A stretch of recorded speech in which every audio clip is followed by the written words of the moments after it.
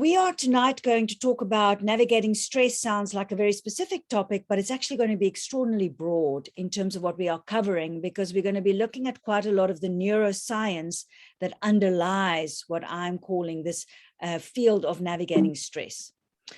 We've done our little introductions, and before we start, I'm going to talk a little bit about anthroposophy, and this is going to be my only slide on anthroposophy, and I'm going to explain why it is my only slide on anthroposophy.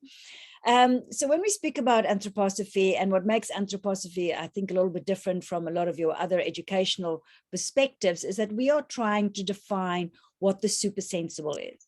So when I talk about supersensible, I mean those activities that you can't pick up through any of the senses or any machines that extend the senses. So I'd like to give an example. I'm sure you all know the song, We Will Rock You from Queen. You can all think of that song in your head. And when you think of the song of Queen in your head, when it's playing in your head, you can hear Freddie Mercury singing, you can hear that beat, you can hear the drums, but there's no machine in the world that I can invent or no sensor I can put inside your head to download that audio file and play it. So that ability that you can have that thought in your head, although I can trace the electrical impulses in your brain, I can trace the blood flow in your particular part of the brain, there's no audio file that keeps that data like you would have, for example, in a computer. So it's one of those great mysteries, is where does the supersensible phenomenon lie, and what underlies them. And anthroposophy is one of the very many philosophies that has opinions on this. So when I think of anthroposophy, I like to divide it into three different levels of anthroposophy. The level where I'm sitting, and this is the level where I'm teaching, and this is the level where I'm very comfortable at, is what I'm calling anthroposophical science. And that has got everything to do with the world of observation. So it's everything to do that we can observe when we look at the human being. And Steiner himself spoke a lot about all of these supersensible phenomenon you can actually observe as it is displayed into the physical world. And we use the terms threefold man, fourfold man, probably a little bit more, so not quite so obvious, but certainly threefold man we can very easily describe through objective phenomenon that we see. And anthroposophical science works with observable phenomenon that is also found in the world of normal science, and we can communicate through the same language with science when we speak to the world around us. And for me, in the last 100 years or so, the world of science has caught up with a lot of the scientific concepts that Steiner has brought, and that's important to realize. The second level is what I would call anthroposophical philosophy, and that is how we interpret these concepts of threefold man or fourfold man. So this is when we start using the term soul or spirit, and these are now our ideas and interpretations of what we think we are observing. Very important is that anthroposophical philosophy is a personal thing. It's an opinion. It's a version or understanding of something. And it's not something that you can prove to somebody else. It's your own narrative understanding of particular observable phenomenon. And then lastly, we have anthroposophical religion, which is dealing with what happens before birth and what happens after death. And this is very much in the world of belief. So there are a small aspect of anthroposophy that has its own church and its own ideas about what happens before and after birth. And certainly that's personal and very much in the realm of belief. The reason why I bring these three different concepts is that when we communicate to the world out there, we actually can communicate very easily what Waldorf is and what we do and why it's important through the concepts of anthroposophical science. And we can do that using the language of modern science that, as I said earlier, is actually caught up. And I have, let me say, an issue with the anthroposophical language of 100 years ago that we are using to communicate what we do. And we are seeing challenges with that in the world around us. So because we are using a language that is dated, that is no longer relevant to the world that we live in, it has the danger of separating us from the modern world. And in England, we've just had a massive attack on the Waldorf schools there, with schools actually being closed down, and we are not able to actually explain what it is that we do. And when we do explain what we do, we use a language that's not understandable. So I'm a big fan of anthroposophy, but Rudolf Steiner was, a heterosexual, white, cisgendered German male who lived 100 years ago. And certainly everything that he observed came through that language. So what I'm going to do tonight, and it's also interesting teaching Waldorf schools, I'm assuming that a lot of the things I'm going to teach you tonight, you've already come across, maybe in a different format, in a different way. I'm going to cover a lot of real basic stuff. And for those of you who already feel quite confident in your personal development path on the stuff that I'm covering, I'm hoping I can introduce you to a way of talking about these concepts that you can use with your parents, in your community, in your official documents, when you are communicating to funders, to regulatory bodies.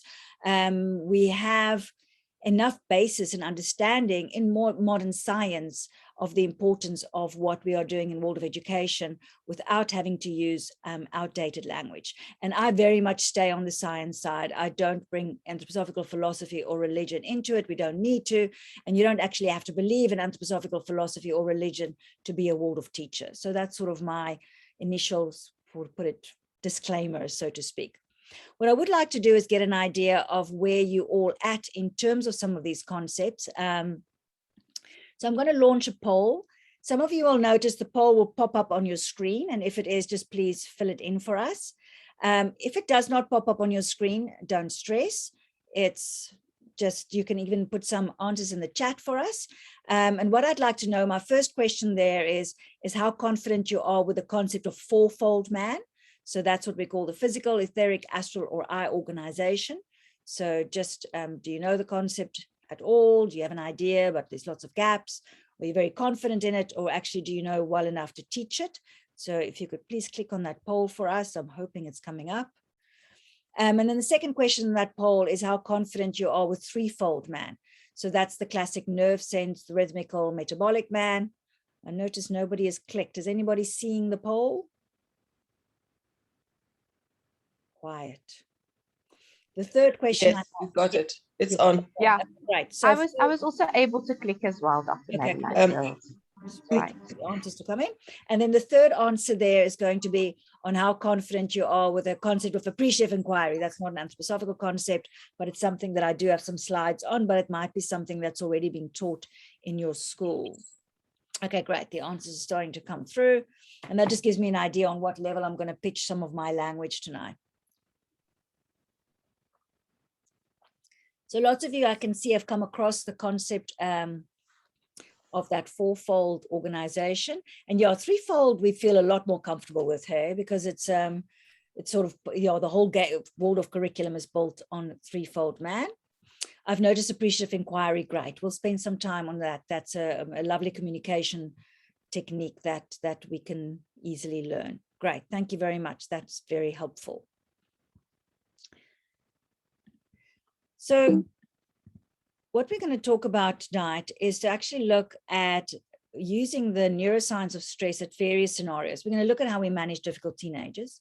We're going to look a little bit at also thinking in terms of how you navigate complicated relationships at home. Think of those difficult college meetings at the workplace. And we're also going to talk a little bit about thriving and burnout as a teacher, all based on the same concept. And what I'm basically going to start with, and we're going to spend quite a bit of time on this before we're going to have a break, is being able to understand the anatomy of stress. So the thing we know and also forget and don't always know is that we're not always the same person. And neither is the person that you're talking to. We like to think that we are this set personality that have this very set way in how we behave and act in the world, but actually we have this variety. And this variety is based very much within the physiological body we live in. So no matter what concepts you use, these things are very much set in our endocrinology, so to speak. And so we're going to look now a little bit at neuroscience to help explain why people are sometimes a pain in the ass. And in that, I include all of us, because we all have days when we can be that difficult person. And to be able to understand it, and when you're also talking with your community out there, we're going to talk about these two parts of the brain that each have a role and that each have times in the day when that part of your brain is, one could say, in charge. And in the middle of the brain, here in the back, you can see the limbic brain. That's our survival brain. I'm sure you're all familiar with the concept of that part of ourselves. It's sort of more the animalic brain of ourselves. And that is the seat of the astral consciousness in terms of leading, of a seat of consciousness, so to speak. And then on the front of the brain, we have our prefrontal cortex. This is much later in our evolution. It's specific to the human being. And this part of the brain is the seat of what we always call the I organization or the ego organization. And we're going to spend a lot of time to look at how these two actually interact and how they work together. So what we always have to understand and what we always have to realize is that physiologically, you are always in one of two modes. You might sometimes be a little bit in neutral, but you're always usually either swinging more to the left or more to the right of this particular spectrum here. The one mode is that mode where the survival brain is in charge. So that we're going to call survival mode. And there's your little limbic brain.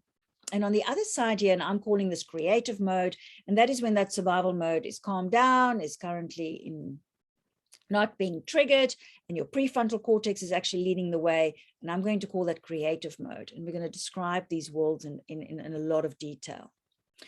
So I think we're all very familiar with the fact that our physiological bodies change as these two systems interact. So in medicine, we call the survival mode the sympathetic system.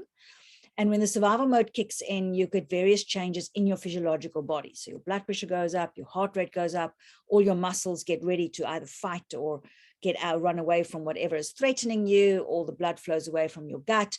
And when we talk about anxiety, we often talk about all these changes that's taking place in the body.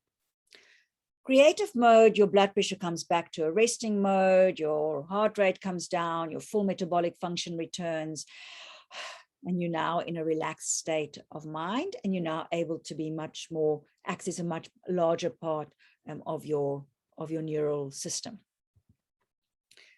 What we forget is that it's not just your physical body that's changing, but it actually changes how the brain works, and it therefore changes how you think.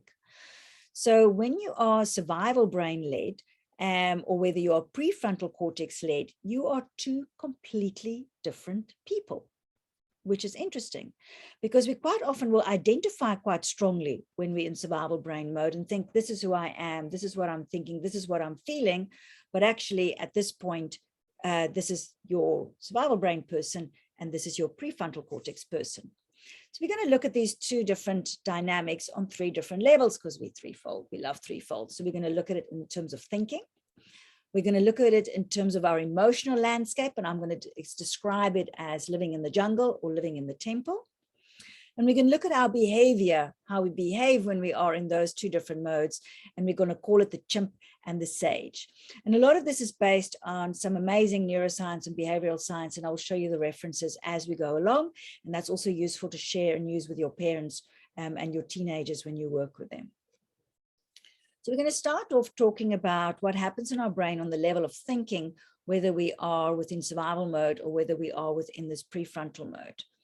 And the book that I'm basing it on is an amazing piece of work by Daniel Kahneman. For those of you that are interested in behavioral science, he's written another book now as well. This book is particularly focused on biases and how biases arise. So I'm myself as a doctor and who do lots of research, I'm very interested in that. And I want you to look at this face and just, you can put it in the chat if you want to, but just think what emotion comes up for you when you look at this woman. So those of you who like to interact, you're welcome to put some suggestions in the chat. But just look at what emotion you think she's experiencing at the moment. And what I want you to notice is how easy is it for you to come up with an impression of the emotion that this lady is feeling. So most of us, when we look at this, you'll have a very quick impression. Okay, she's angry, or she's distressed, or she's, look, there's some things in the chat. Right, stressed and angry, aggravated, yes, frustrated. And you will notice that it's very easy to have a very quick impression of what you think this woman is feeling. And that's a good example of our fast thinking system. So we have the system that's part of our survival brain that gives us the possibility to make decisions very quickly and to look at the world around us and to judge that world very quickly to make a decision about whether things are safe or not safe, or to help us respond to the world. So it's very powerful and it's very quick. And it's that automatic thinking that we do all the day. You know, when you're driving down the road and you automatically read the billboards as you go past, the part that automatically gets you to work while you're driving, the bit that automatically reads a facial expression when you look at somebody. And this kind of thinking is quite emotional thinking. It's directly linked to our endocrine emotional systems, and it likes to make assumptions. It likes to very quickly figure out what it thinks is going on in the world. And so it guesses. And a lot of our biases live in that. We make a very quick assumption based on minimal information, and we quickly put the story together. This kind of system is unstable. It's inconsistent. You will have different opinions and thoughts on different days, depending what's going on. And it loves to jump to an opinion. You know, that thing of in social media, I'm going to bring up social media quite often for our survival system, astral brain thinking. Isn't it lovely to just see that thing and quickly have your little say on whatever your opinion is on something? And this kind of thinking, which is important in a survival mode scenario, is very black and white. You don't really have much perspective or context. You make a very quick decision. Yes, this is good. This is bad. This I like. This I don't like.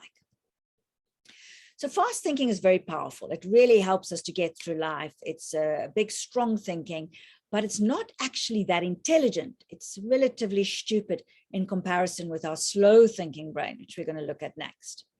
So now you can put the answer in your chat if you want to. I would like you to now, in your heads, you're not allowed to use a calculator and not allowed to do it on a piece of paper. Please calculate 17 times 24 for me. And let's see, or class teachers, class 6 and 7 teachers, you're doing a bit of maths. If you would like to put some answers in the chat there, 17 times 24. I can already see those people lying in bed thinking, I'm not going to do that exercise. Somebody else can do that exercise.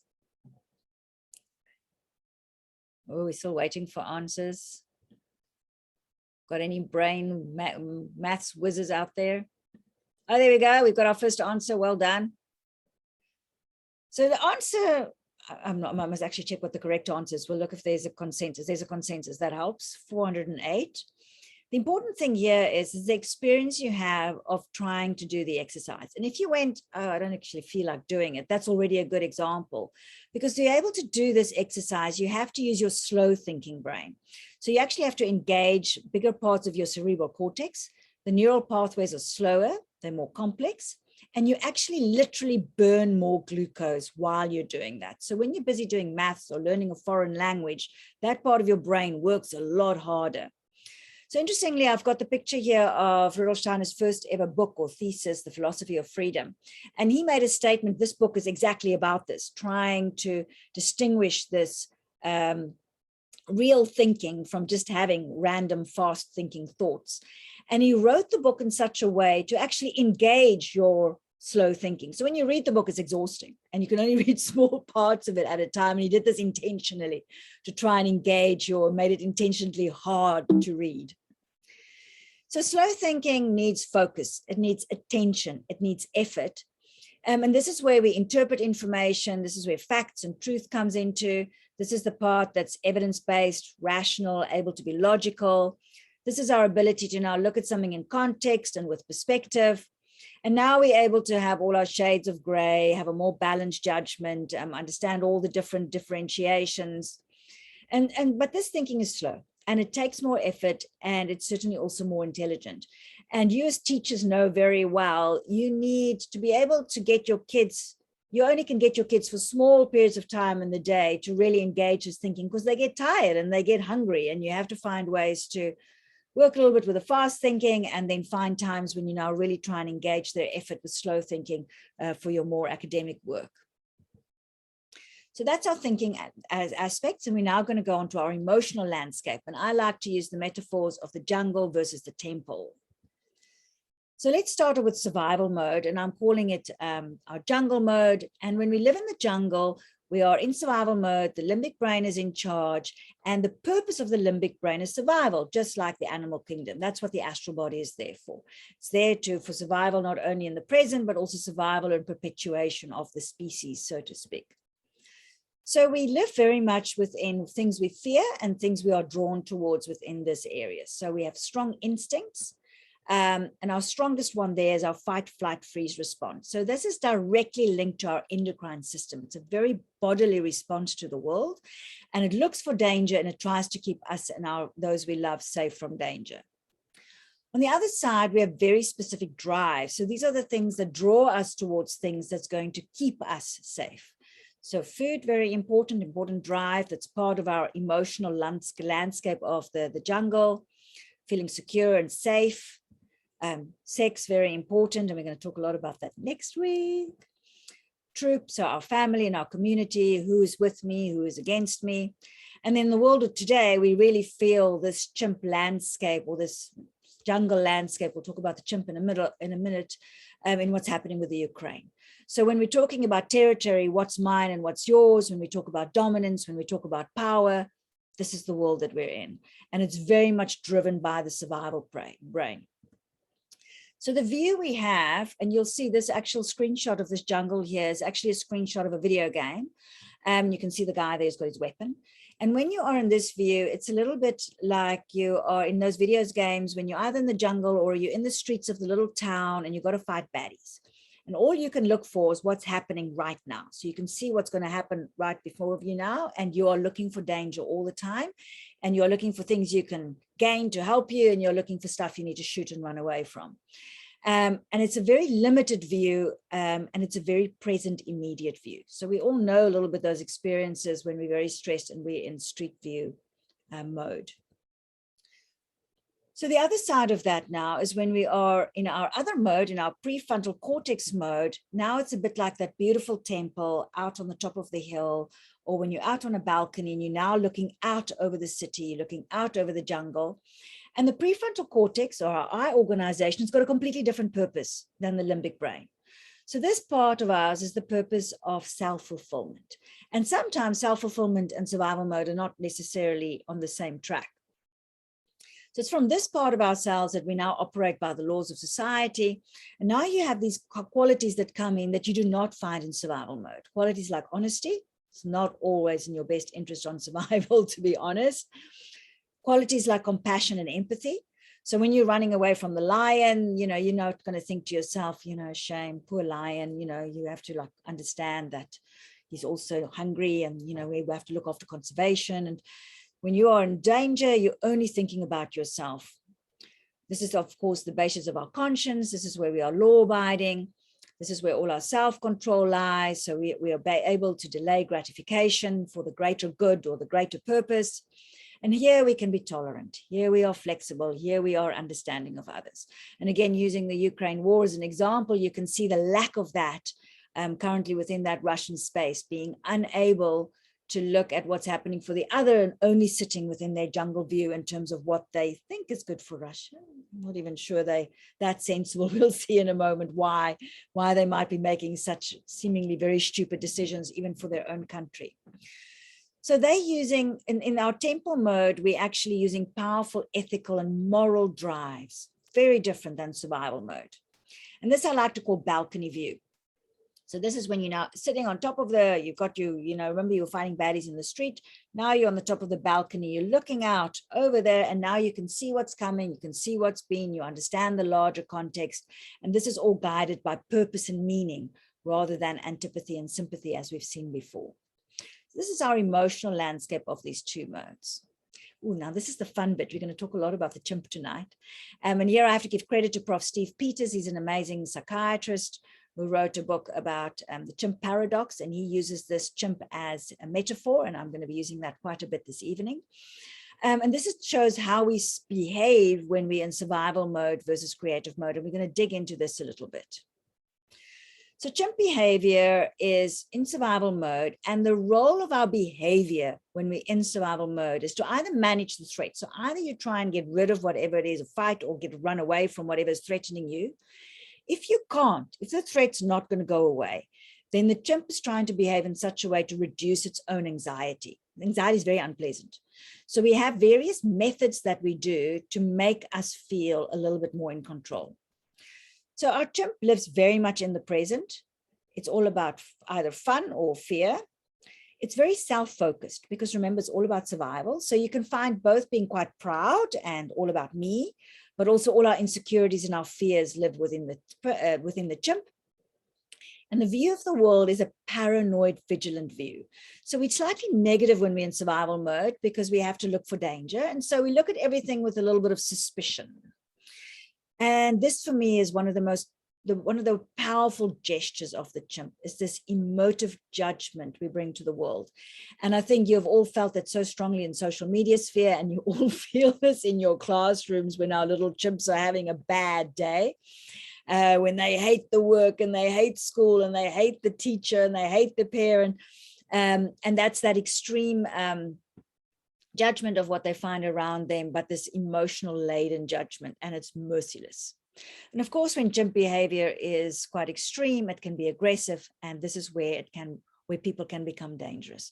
So whenever you see things in the world that is happening where people are getting hurt, or when things are happening that we would consider evil, it's usually the chimp that at that moment of that person is taking charge.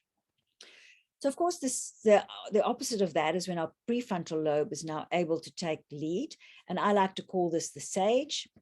And this is a very different gesture. So remember, our chimp is very much living in survival mode, trying to keep things safe. The sage is an observer. So it looks at the world and it observes and responds. It's actually watches more than it does. And when it responds with perspective. This is where we really find joy. And here we have these amazing qualities like being empathic, generosity, being able to be humble is very much a sage behavior, being able to understand the bigger picture. And this is where we really be able to be creative and innovative. So all those amazing main lessons that you plan or that you do, that is when you are in sage mode. That's when we come up with those amazingly wonderful stories and great ideas. And you can already feel that when we create our main lesson, our whole purpose of our main lesson is to create that temple landscape and to bring that atmosphere of joy and interest and creativity and innovation. That's where we want to learn. And I love this term. This is from Brene Brown, which is the opposite of that emotive judgment I mentioned we find so badly on social media. And this is being generous in our assumptions of others. So when we behave badly or in chimp mode, or other people around us behave badly in chimp mode, it would be such a different place if we could look at somebody and could listen to them and go, oh, shame, they're just having a bad day, or they're just quite stressed at the moment, and being generous in our assumptions and not classifying them according to the stupid thing they put on social media or that thing that your kid ends up saying in class. Quite often we watch a little bit of Netflix every now and then, and we've got all these teenage series I'm watching with my kids. I've got a 13-year-old and an 18-year-old. And then you always have people screaming things in anger, right? And screaming things in frustration. And then there's always this thing of, oh, that's what you really think. But of course it's not, it's just the chimp. And actually being generous and saying, no, the things that people say are not the things they really think, or not the things that's actually true, or not the things that's actually going on. That is just a way that they're behaving in the present. And being able to understand that there's the greater part of ourselves is still there. It might not be visible at the time. And of course, this is the behavior that is really healing. And this is the part of ourselves where we're able to be loving and nurturing to those around us. So now we've got these lovely two landscapes. And again, I'm going to keep on stressing the fact that everybody of us has got a sage and a chimp. And depending on very specific factors will depend on who's in charge, because there's a switch.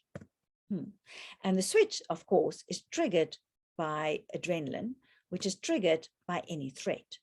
So any of us at any moment in time can have a little bit of a threat, something that makes us feel a little bit unsure, insecure, a little bit on a back foot. And at that moment, as soon as our adrenaline goes up, we're going to go more and more into stress mode.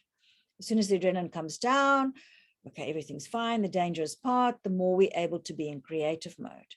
And as soon as you're in stress mode and your adrenaline is up, you're automatically in jungle mode, your champ is automatically in play, and you're automatically in fast thinking mode. Nothing you can do about it. It's an endocrinological reality. So this thing of the astral and the ego organization, our physiology sort of switches us between these two possible modes. So there's different kinds of threats that might trigger these different kinds of modes. And I've used Maslow, you all know Maslow's triangle, we got taught that at some point. And I'm going to divide that into the three main levels we use often in Maslow. So to be able to feel safe, we need to feel bodily safe. So I need to feel that I'm not physically threatened. And the same, even when you're in a car, when you're in a car and somebody swerves in front of you and you get a fright and you brake, that's your bodily safety getting threatened at that moment in time. This we share very much with the animals, exactly the same as the animals, feeling physically safe or unsafe. Emotionally, we also associate with the animals, but it's slightly more complex. But that's that need to be loved and to feel that we're part of a troop and we're part of a group that cares for us and that's going to look after us. So even in the emotional world, being rejected from a troop or being thrown out from a family can be emotionally very frightening and very threatening. So you have your herd animals, for example, that keeps very close together in those herds. And as human beings as well, we have this very basic emotional need to be safe. But as human beings, and this is very specific to human beings, and look, we've got the threefold. This is our need to be independent and our need to have freedom of choice to live the lives that we want. So we're extremely fortunate in South Africa, having a constitution that protects this safety to some extent, and giving us the ability to live our lives regardless of our race, our gender, our sex, our sexual orientation, etc. So these three levels can be threatened. And when any of these levels get threatened, our adrenaline levels go up and we start having this experience of being in this landscape of the emotional world. So now we've learned about these two modes. So how do they interact? So the metaphor I'm going to use is, imagine you are journeying through life in a consciousness car, or in this case, I've got the spaceship. For those of you that know Star Trek, this is the bridge of Star Trek. This is a massive spaceship, and the front here is the big window. And I want you to notice who's in the driver's seat. So the chimp is always the one driving the vehicle. You have no choice. So your astral body and that limbic system is directly linked to all of your sense organs and is directly linked to the physical world around it. Everything that happens around you first goes through the limbic system. And what the chimp does is basically screening the environment to go safe, not safe, safe, safe, not safe. If things are safe, then the chimp relaxes and we can either go into automatic neutral mode, like when you're driving to the work and you can't even remember which of the traffic lights were red or not, or you're also able to engage this higher creative side of yourself if need be. If things are unsafe, so if you're feeling threatened on any of those levels, the chimp rings the alarm and all the red lights go. Fight, flight, freeze comes into mode. And what's supposed to be happening is the chimp is supposed to then make suggestions to the captain of the ship. So you can see the captain sits there in the middle. Remember to use our sage or our captain, takes a lot more sugar, slow thinking, takes more effort, takes more attention, takes more effort. So he doesn't come first to the party. The chimp's first there. Now he makes suggestions to the captain of the ship. And ideally, if all goes well, the captain is the one that should be deciding how we actually now going to navigate the situation that we are safe in. And the question we have to ask ourselves, and we have to wonder about the people around us at any particular point in time, who at that point of time is navigating that particular consciousness journey? Who's exactly, the chimp's always driving, but either the chimp or the captain is doing the navigation. So I've just given you a picture of the two modes, and we're going to move that on now to start looking at that in the context of our kids, because this is what this is all about. So what happens as the child develops and grows? Because this relationship between this chimp and the sage that I'm giving you, with the chimp making alarm and the sage making decisions, that only happens after 21. And it takes 21 years for us to actually develop a complete, full, mature relationship of that. So when we start off at birth, then the chimp is obviously conceived. So when you are prenatally and the little baby is still getting formed, the astral body and the ego organization is actually still forming the baby, and there's no consciousness yet. The child does not have a consciousness or a need yet prenatally. As soon as they are born, that chimp comes into being as conceived, but it's still like conception. It's still there in its basic, most immature form. And at that stage, it has no consciousness. It has no self-consciousness. It has no ability to say, oh, I am feeling hungry, or oh, I have a wet nappy. It just knows something is not right, something is unpleasant, and it shouts, and somehow it will all get magically solved. So until the age of 3 years old, we do not have any self-consciousness. And then around the age of 3, your first prefrontal wake up happens. So you get a first little bit of consciousness in the prefrontal context. It's still completely immature. It's not been myelinized at all yet. And this is the conception of that first sage activity. And the child starts saying, I, for the first time. I am hungry, I want cookie, I want to be picked up, but it's still a very basic self-consciousness. And what they have at this point is, although they have a consciousness, they're not aware of their own consciousness.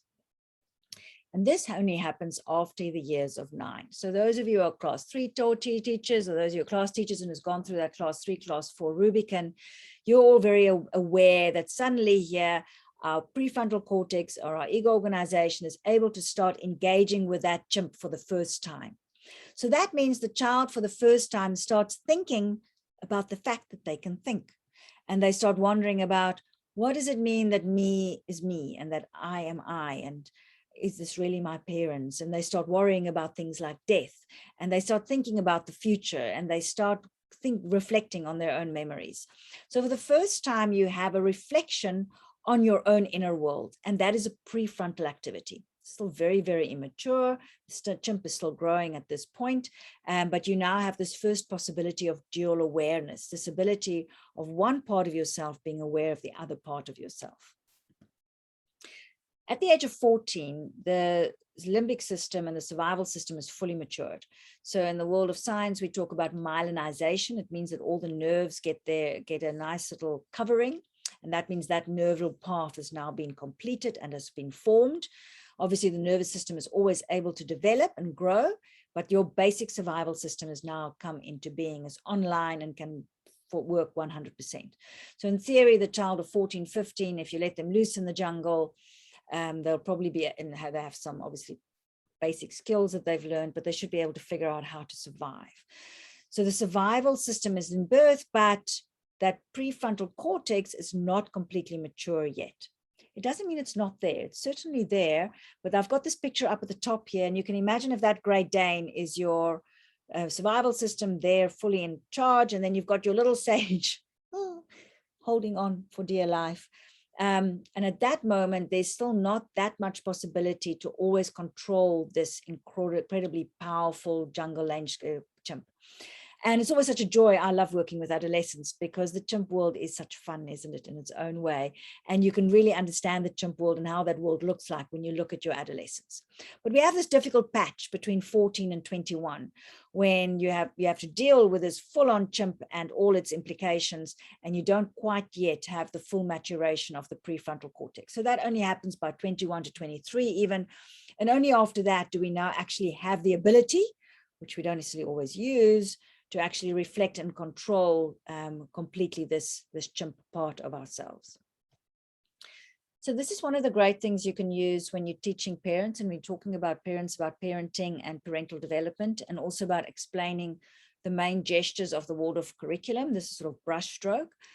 When we look at how do we develop a healthy relationship between this ego organization and the survival system, because remember, our survival system is all about safety. We can look at 3 main levels of safety. So physical safety is extremely important in the child under 7 years. So obviously all the levels are important for all of them, but crucial for the development for the child under 7 is physical bodily safety. That child needs to feel that they're allowed to exist. So that is why in the kindergarten setting, it's all about creating a safe environment for children. We don't punish children, we don't beat children, we don't scream at children. Children at this stage just needs to feel that they're bodily and physically safe. In the middle years between 7 and 14, children have extraordinary need to feel emotionally safe. They need to feel that they are loved and that they're part of a troop. That is true in the family, it's true in the classroom, and it's true of their group of friends. And of course, in the world of education, one of our main ways that we do that is by having a Waldorf class teacher. So because you have one teacher that's almost like a parent that looks after the child during this time, they become that child's troop. They are there for that child, and the child can feel emotionally safe, and that makes it more possible for them to thrive and grow. This changes a little bit as they go into high school. Once they're 14 years old, of course, these other things are always still important, but very important now between 14 and 21, they need to feel the safety to be able to express who they are.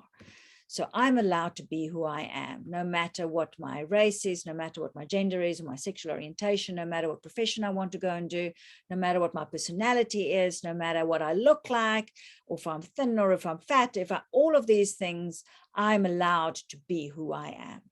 And this is a very strong gesture for our teenagers. And as a schooling, we need to look very strongly how we create a safe space for them during those years.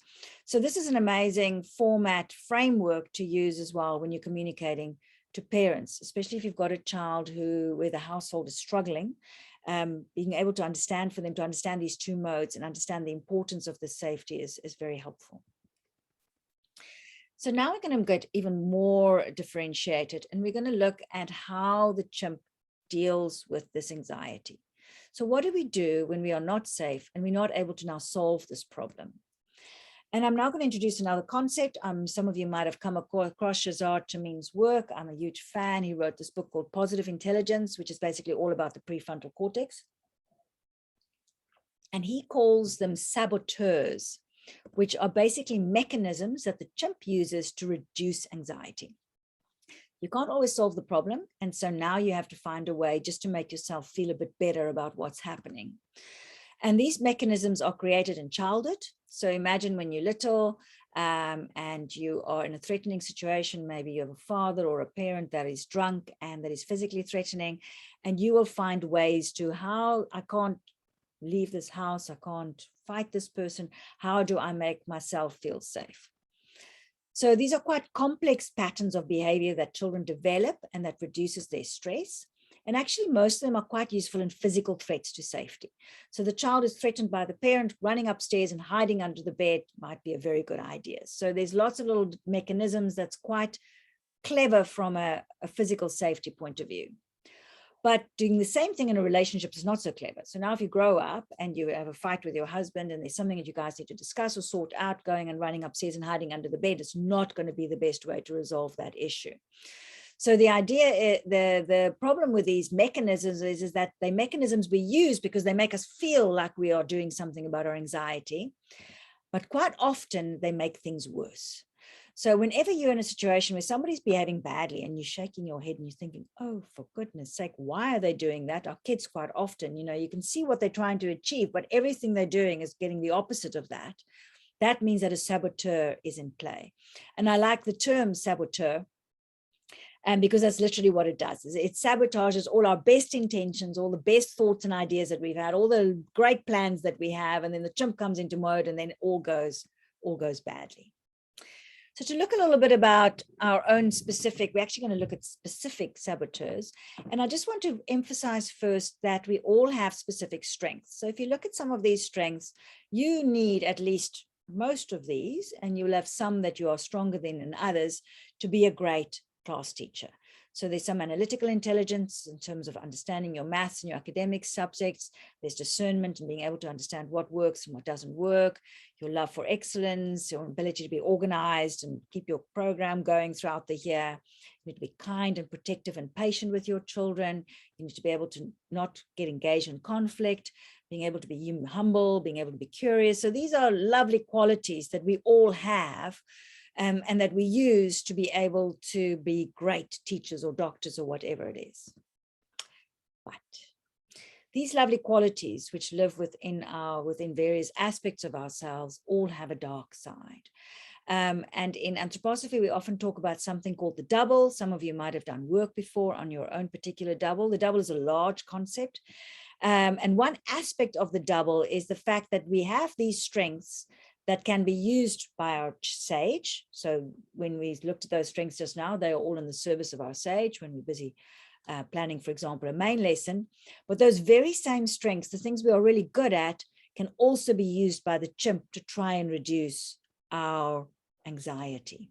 It's useful to know that because sometimes we don't like some of our chimp mechanisms, and then we become critical also about our strengths because we're used by it's good to differentiate those. It's good to be organized, but it's not good to be a control freak.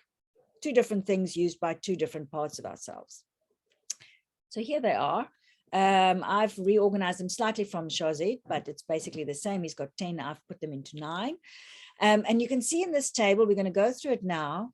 On the left here, there are 3 different ways in which we can try and deal with a threat. So something is making you anxious. Remember, your adrenaline levels going up, you're in chimp mode, and you can either now try and fight and take on this issue head on. You can either freeze and try and negotiate and find a way to make your anxiety come down in this current situation, not fight, not run away, or you can just try and avoid the whole thing completely. And we all use all of these, actually. We all have scenarios depending, sometimes with your husband, you're happy to fight, but at work, you might be more of an avoider. But we all have favorites that we like to use. So just to give you an example, we're going to start here with this criticizing here, which is probably the most popular of all of the mechanisms, and all of us use this, and your kids use this all the time when we're stressed.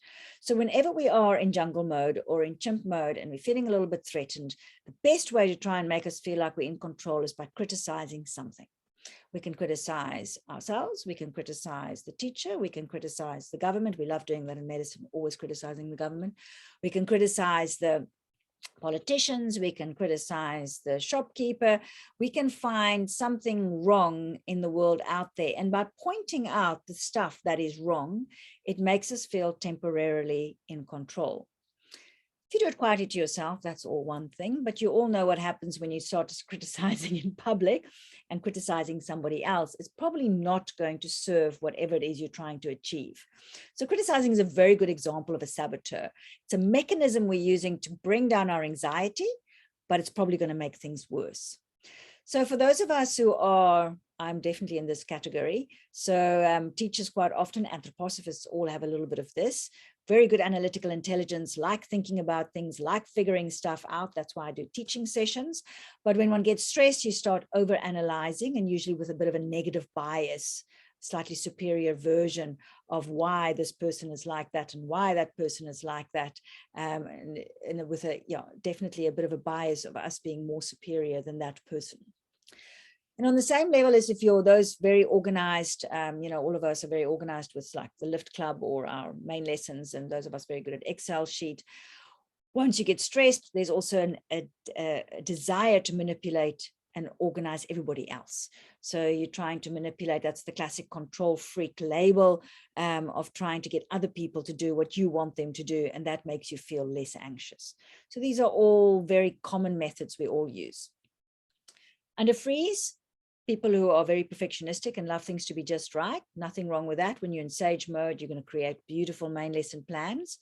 But if you're anxious and you're feeling nervous, then you might end up not being able to finish stuff because things have to be perfect before you can actually let it go. And you're actually struggling to get it perspective on that. Kind, all of teachers are very kind, which means we have a bit of a bad tendency to be pleasers in some situations, especially if somebody's got more power than you. So instead of saying what you really think or what you really want, you just sacrifice and try and do what you think the other person wants. Worrying, classic middle of the night thing, isn't it? You wake up in the middle of the night, adrenaline is slightly high. Now you think about every possible thing that can go wrong and that have gone wrong and that might go wrong, and a very negative bias, obviously, over there. And then we've got our avoidance tactics, and we all have times when we use avoidance. So avoiding just completely a situation. So for example, we've had scenarios at work where you have a doctor who needs to come in for a disciplinary hearing because he hasn't shown up for on-call, and then he just doesn't show up for the meeting or doesn't show up for work at all. Or just not bringing up the topic, just not mentioning what's on your mind. So avoiding is also a classic technique of trying to feel like you are controlling the situation. Self-pitying, feeling sorry for yourself, feeling like everything is wrong with you, everybody doesn't like you, everything is being put on you, you're the one that ends up having to do all the work.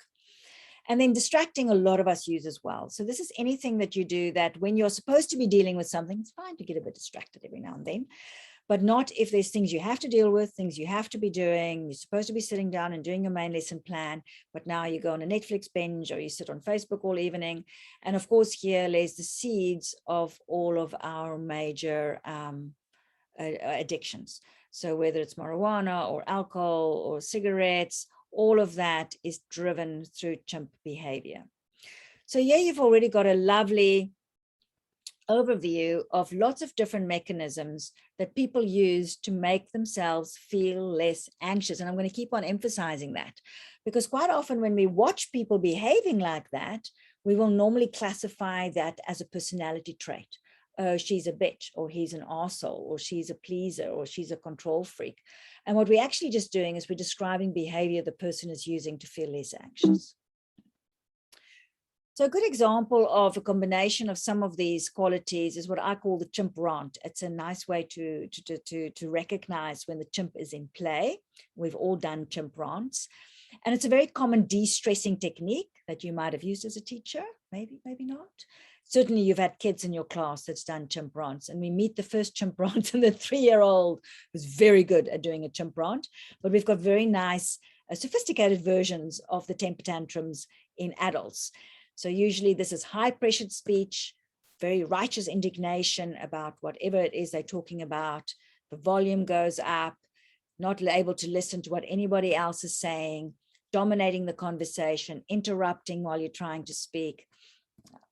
And this kind of scenarios you might come across in meetings and classrooms with your partner, and all of us has had little chimp rant scenarios. What happens in a chimp rant, because you can see all of this is just going to cause trouble. What happens in a chimp rant is at that moment, you've gone completely over into stress mode. Your adrenaline levels are very high. You're actually very anxious. And what is happening when you're in chimp rant is you are using criticizing, controlling, all of those fight techniques to try and bring down your own level of anxiety. And so what's interesting with the chimp rant is that the chimp rant itself on a certain level feels very satisfying, because it has that experience of, okay, I'm taking control of this situation by having this little chimp rant. But what happens when you do this? So if you're in a scenario where somebody does this to you, they're criticizing you, or they're shouting at you, or they're ignoring you using an avoiding technique, or they're trying to manipulate you, or you're sitting in a meeting and every suggestion you bring up, they bring negativity. Usually that makes you feel unsafe, and now your chimp comes up. And then we get chimp wars. And whenever you've been in one of those horrible interactions with a colleague, or with a child, or with a partner, both of you are usually in chimp mode. Nobody ever wins chimp fights. It just always ends up being a disaster, because neither person is able to actually have perspective, neither person is able to have empathy, neither person is able to listen, and therefore you have these arguments that go nowhere and only causes extraordinary pain and damage. And I think a lot of the pain and damage we see in relationships on all levels is usually on this level of these astral bodies that let rip. So now we're going to, we're going to take a break in a minute. Before we take a break, we're going to just quickly have a little bit of an experience of these chimps. We're just going to do it as an internal exercise. I've tried to do it on the chat, but it doesn't always work so nicely. But I just want us to look at some of the scenarios of imagining what this chimp is like, right? So we're going to look at little Jimmy. It's circle time, kindergarten, and you go outside, and 3-year-old Jimmy is sitting in the sandpit and he does not want to come in. So he's ignoring his teachers when they call him. And now before we're going to start looking at what we do that's right, I want you to imagine an example of how an teacher could make a situation like this worse. So if you look at the scenario, it's good to understand that at this moment, something is making Jimmy feel anxious. It might be something from home. It might be something physiological. Maybe he's got a cold. It might be something that's happened earlier in the day. Who knows? It doesn't matter. But he's feeling slightly stressed. And so therefore he at the moment is avoiding and is not wanting to engage. So he's a little bit in chimp mode. The teacher is now trying to get something done. She wants to do circle time. She needs all the children in. She doesn't have time now to try and get Jamie into the classroom. And if her chimp comes out, she can now use one of these 9 methods to try and get Jimmy to come in. I think at Waldorf we're very good because we've learned all the tricks, haven't we? Because we know these things don't work. But you've all been in that supermarket queue where you have the parent over explaining to the child about why they can't have that chocolate, or criticizing the child, or trying to manipulate the child into doing what they want, or ignoring the child flat. So these are all mechanisms that we can do. And in all of those scenarios, by doing those kinds of things, immediately we're making the scenario worse. So my next example is that of little Felicity. So she is a 10-year-old that's changed over the last few months. She used to be a hard worker. She used to produce beautiful main lesson books. She was super helpful in class. And now she's falling behind, not finishing her drawings. And today she ripped a page out of her main lesson book and burst into tears. So you can already see a little bit, you can imagine some of the things that's going on for Felicity. She's obviously fixating a bit on details. She's obviously criticizing. She might be overanalyzing a little bit. She might be worrying. Oh, I want to see if anybody brave to actually come up with what kind of thing can we do to make a scenario like this worse? What kind of thing can we say or do that might just sabotage this scenario? This exercise is much more fun when we're actually in a classroom setting. And you can also unmute if you wanted to bring in a comment, or you can put something in the chat. Now everybody's trying to find the chat section.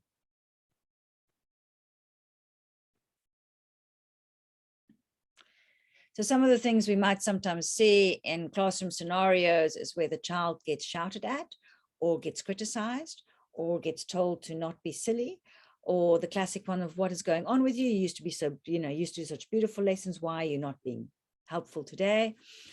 So again, what happens is if the teacher is feeling slightly threatened, they might use one of these 9 methods to try and get Felicity to cooperate. And in all of those scenarios, all it does is it makes Felicity feel even more unsafe. And so those chimp behavior is going to escalate. My third example is a high school example, but I think that's still useful. So this is Carl. He loves sport and he's an excellent basketball player. He's a polite and friendly 15-year-old in the classroom, but he's becoming increasingly aggressive on the sports field. His coach is the referee for a game against a neighboring school when Carl loses his temper and accuses his coach of being unfair and calls him a bastard. So this is we see this a lot in the schools. My child's in one of the normal schools locally, and when we go to sports games, this is the kinds of things that comes up. And again, you can see Carl is feeling stressed. He's not managing his stress very well at this point. So also criticizing, fixating on details, a little bit of self-pitying. And in this scenarios, what quite often happens on the sport fields, and this is very common in your sort of male-dominated coaching scenario, is Carl will get slammed. And in those scenarios, again, Carl's going to be made to feel more unsafe. He's going to be made to feel more unworthy. And in all of those scenarios, you usually end up escalating. And what happens a lot in coaching is that the coach's chimps come up. We see a lot of chimp coaching where the coaches coach through criticism and shouting and almost bullying to try and get performance out of the children. And actually, most of the time, it's actually going to make performance worse. Great. So what we're going to do now, it is 18:36. I'm going to ask if we can take a break to 19:36, so 36 minutes past 7. And then we're going to move on a little bit to look at how we now take all this information and put it into practice. I don't know if there's any last quick questions or comments before we move on, before we go on break, any burning questions from what we've just covered. But I just want to make sure you all get time to at least grab something to eat or grab a cup of tea. Okay, it all looks peaceful. So yes, so I'll see you guys at 36 minutes past 6, not 7, God, 36 minutes past 6, 10 minutes break, and then we're going to move on to the next section.